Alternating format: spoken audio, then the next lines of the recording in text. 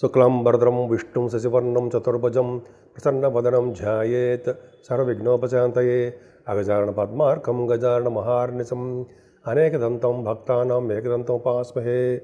ఓం గం గణపతే నమః. ఓం శ్రీమాత్రే నమః. ఓం శ్రీ గురుభ్యో నమః. మా ఆది ఆస్ట్రాలజీని చూస్తున్నటువంటి మా వీడియోస్ అని చూస్తున్నటువంటి మీ అందరికీ పేరు పేరున నా హృదయపూర్వక నమస్కారాలు. నేను మీ వాటరేవు ఆదినారాయణరావు శర్మ, సిఎంఏ అంటే కాస్ట్ అండ్ మేనేజ్మెంట్ అకౌంటెంట్. అంటే సిఏ ఎలాగంటారో సిఎంఏ కూడా అంటారు. అలాగే ఎంఏ ఆస్ట్రాలజీ మీకు తెలిసే ఉంటుంది. జనరల్గా మీ జాతకాలు తెలుసుకోవాలనుకుంటే date of birth, time of birth, place of birth అన్నట్టుగా అన్నీ ఉంటాయండి. చేసుకుంటే అన్నీ ఉంటాయి. మీరు ఉంటే నాకు పంపించండి. మీకు ఏమైనా ప్రాబ్లమ్స్ ఉన్నా, వివాహాలు కాకపోయినా, లేకపోతే ముహూర్తాలు పెట్టాలనుకున్నా, అయితే మ్యాచ్ మేచింగ్ అంటే వధువు వారి లేక జాతకాల పరిశీలన కావాలన్నా తప్పకుండా నేనే చెప్తానండి. ముఖ్యంగా నా పేరు వాటరేవు ఆదినారాయణ శర్మ అందాక చెప్పినట్టుగానే మీకు నా వీడియోస్ నచ్చితే చేయాలనుకుంటున్నాను. నచ్చితే లైక్ చేయండి, అలాగే షేర్ చేయండి, వీలుంటే సబ్స్క్రైబ్ కూడా చేయండి. మన వీడియోస్ అందరికీ కనిపిస్తూ ఉంటాయి. సో ఈ విధంగా 1 జూన్ నుంచి 15 జూన్ వరకు కూడా ఇప్పుడు మనం తెలుసుకోబోతున్నామండి. అంటే 1 జూన్ 2025, 15th జూన్ 2025, 15 డేస్ యొక్క ఈ ప్రభావం జూన్లో అంటే గ్రహాల యొక్క ప్రభావం ఎలా ఉండబోతోందో ఇప్పుడు మనం తెలుసుకుందాం. వృశ్చిక రాశి వారికి రవి బుధులు సప్తమాస్థానంలో ఉండడము, కుజుడు కూడా తన మీరు ఓన్ హౌస్ని చూసుకోవడం వల్ల మీకు చాలా బాగుంటుందండి. ఆనందంగా ఉంటారు, తృప్తిగా ఉంటారు.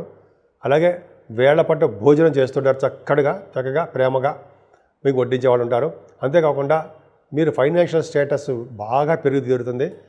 కుటుంబంలో వృద్ధి కలుగుతుందండి. ఆభరణ యోగం కలుగుతుంది. చదువులో బాగా రాణిస్తారు. పుత్ర సంతాన జననం కలగడానికి అవకాశాలు ఎక్కువ ఉంటాయి. ద్వితీయంలో ద్వితీయ భావన గురుడు చూసినా కూడా అవకాశాలు ఎక్కువ.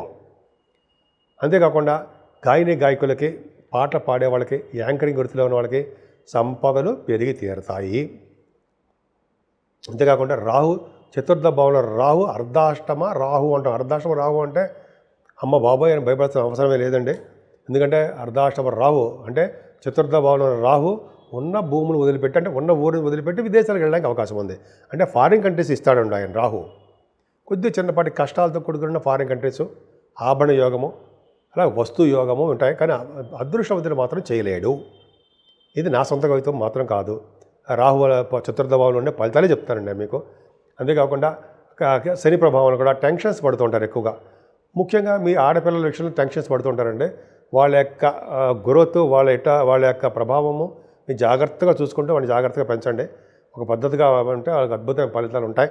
అదైనా మీరు చూడకపోయినా వాళ్ళు బ్రహ్మాండంగా ఉన్నారు. ఆడపిల్లలు సూపర్గా చక్కగా చదువుకుంటారు, అద్భుతంగా రాణిస్తారు. అంతేకాదండి, సప్తమ స్థానంలో రవి బుధులు అని ఉన్నారు. రవి బుధుల వలన వివాహ వేడుకలు బాగా జరుగుతాయి. ముఖ్యంగా ఫైనాన్స్ సంబంధించిన వాటిల్లో డాక్టర్స్ గాను ఉన్నతంగా రాణించడానికి అవకాశాలు ఉన్నాయండి. బాగా తెలివితేటలు ఎక్కువ ఉంటాయి. అంతేకాకుండా రవి బుధుల వలన వ్యాపారాభివృద్ధి కలుగుతుంది. సో పెళ్లి సంబంధాలు బాగా కుదరడానికి అవకాశాలు ఎక్కువ. అష్టమ స్థానంలో బుధుడు 6వ తారీఖు నుంచి ఉన్నాడండి. గురుడితో కలిసి ఉన్నాడు. అంటే సంపదలు పెరుగుతాయండి. అంటే విదేశాల నుంచి సంపదలు, గవర్నమెంట్ ప్రొఫెషన్ ద్వారా ధనయోగము, అదృష్టము మీకు బాగా ఉన్నాయి. అంతేకాకుండా కోర్టు రిలేటెడ్ అంటే లా సంబంధించిన విషయాల్లో మీకు ఫేవరబుల్గా ఉండే అవకాశాలు కొంతమందికి ఉంటారు. వాడికి అవకాశాలు ఉన్నాయి, ఫేవరబుల్గా ఉంటారు. అలాగే తలవంతలుగా వచ్చే ధనయోగం ప్రాప్తి ఎక్కువ. అంటే 9వ భాగ్యస్థానం కూడా అండి మీకు భాగ్యస్థానాధిపతి కూడా బాగున్నాడు కాబట్టి నిరంతరము ప్రయాణాలు చేయడానికి అవకాశం ఉంటుంది. బహుశా విదేశీ పర్యటన కూడా అవ్వచ్చు. అంతేకాదండి, మీరు తీర్థయాత్రలు కానీ, పుణ్యక్షేత్ర దర్శనాలు కానీ, ఇలాగా అమ్మవారి యొక్క దర్శనాలు చేసుకోవడానికి ఎక్కువ అవకాశం ఉంది. అన్నిటికంటే మెయిన్ ఇంపార్టెంట్ ఏంటంటే 10th హౌస్ రాజ్యస్థానం, కర్మస్థానం. అక్కడ కుజుడు ఉన్నాడు. మీ కుజుడు ఇంతకుముందు నీచ స్థితిలో ఉండిపోయి అయ్య బాబోయ్ నీచలో ఉన్నాడండి అని ఆ కుజుడి గురించి చెప్పలేక నేను బాధపడేవాడిని. ఇప్పుడు అలా కాదు, ధైర్యంగా చెప్పగలను. 10th భావంలో కుజుడు అగ్నితత్వ రాశిలో, సింహరాశిలో బలంగా ఉన్నాడంటే మీరు మొనగాడు అనిపించుకుంటారని అర్థం, ప్రొఫెషనల్గా. అంతేకాకుండా కుజుడు దిగ్బలుడు ఉండవు. దిగ్బలతలో ఉన్న వాళ్ళకి చాలా పవర్ ఉంటుందన్నమాట. అంటే మీరు ఎవరి మాట వింటారో మీరు చెప్పింది అందరూ వినాలనే తత్వం వింటారు, అలాగే వింటారు కూడా. మీకు సహాయ సహకారాలు కూడా చేస్తూ ఉంటారు. అలాగే పొలిటికల్ రంగంలో కూడా మీరు ఉండడానికి అవకాశం ఉంది.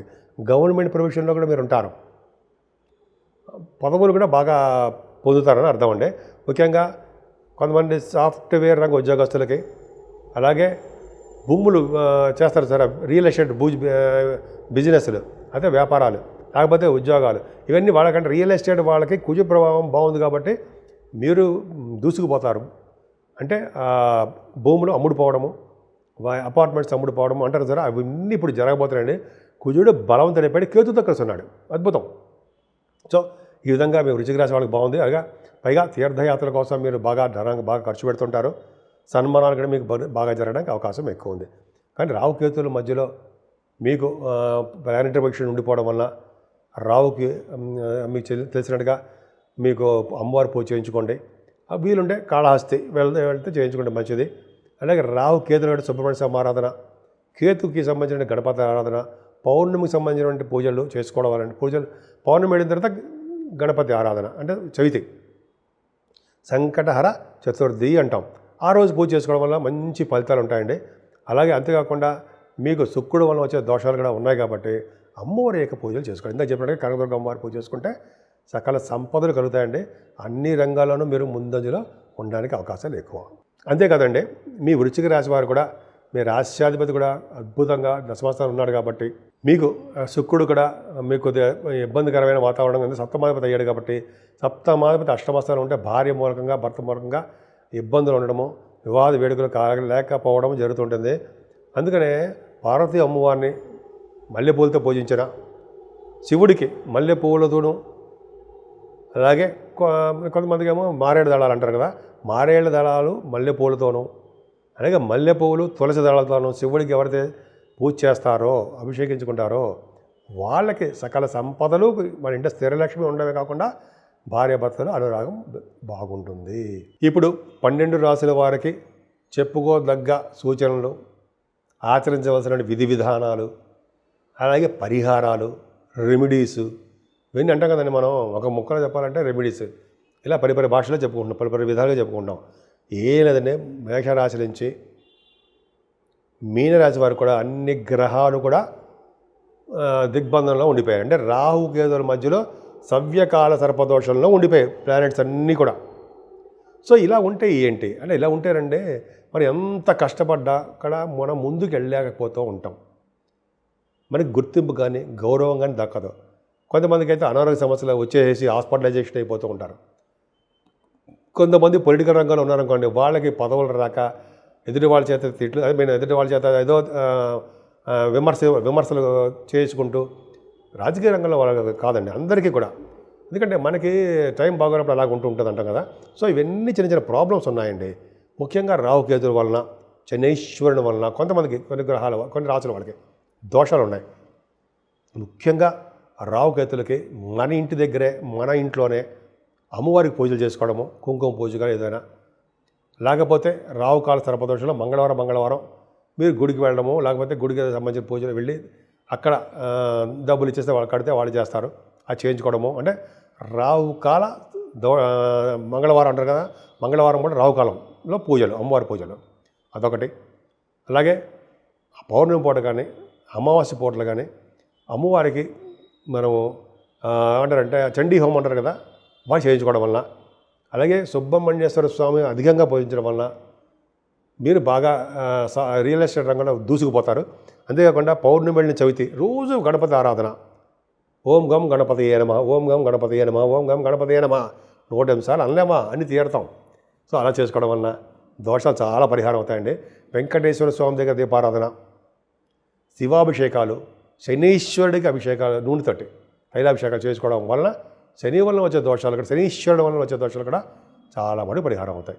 సో ఈ విధంగా మీ అన్ని రాసుల వాళ్ళకి నేను చెప్పదగ్గ సూచన ఇవ్వనండి. మీకు ఏమాత్రం వీలుంటే ఆ పూజలే చేసుకోండి. విపరీతంగా డబ్బులు అప్పు చేసేసో, అది వేరే వాళ్ళ దగ్గర తెచ్చేసుకోనో మనం బ్రహ్మాండంగా చేసుకుందాం అని మాత్రం అనుకోకండి. స్వామివారికి మనస్ఫూర్తిగా ఎవరు పూజ చేస్తారో వాళ్ళకే మంచి ఫలితాలు దక్కుతాయని శాస్త్రం కూడా చెప్తాను. సో ఈ విధంగా మీ రాశులలో అందరికీ బాగుండాలని, విధి విధానాలతో మీరు వృద్ధిలోకి రావాలని నేను మనస్ఫూర్తిగా కోరుకుంటున్నాను.